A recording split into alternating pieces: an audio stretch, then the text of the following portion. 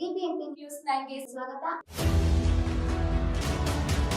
ಮೊದಲಿಗೆ ಮುಖ್ಯಾಂಶಗಳು. Auto ಓಡಿಸೋದು gas ಅವ್ರಿಗೆ ಅನಿವಾರ್ಯವಾಗಿ ಕೊಡಬೇಕಾಗ್ತದೆ. ನಾನು ಒತ್ತಾಯ ಮಾಡಿದ್ದೀನಿ, ಪತ್ರನೂ ಬರೆದಿದ್ದೀನಿ. ಪ್ರಯಾರಿಟಿ ಕೊಡಬೇಕು ಇವರಿಗೆ, ಇವ್ರ ಜೀವನ ಅದ್ರ ಮೇಲೆ ಇದೆ. ಸಾವಿರಾರು ಜನ ನಿಂತಿದ್ದಾರೆ ಅಂತ. ಅದಕ್ಕೇನು ರಿಪ್ಲೈ ಬರ್ತದೆ ನಾಳೆ ನೋಡಿ.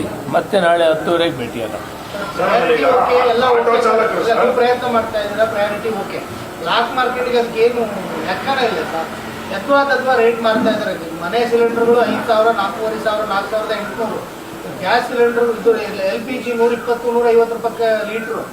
ಹೆಂಗ್ ಬದುಕಬೇಕು ಅಂತ ಜನ ನೀವು ಹೇಳ್ತೀರಾ. ಅಲ್ಲಿ ಕೇಸ್ ಆಗ್ತೀವಿ. ಇವತ್ತು ಹೋಮ್ ಮಿನಿಸ್ಟರ್ ಜೊತೆಯಲ್ಲಿ ಒಂದು ಕಾರ್ಯಕ್ರಮ ಇದೆ.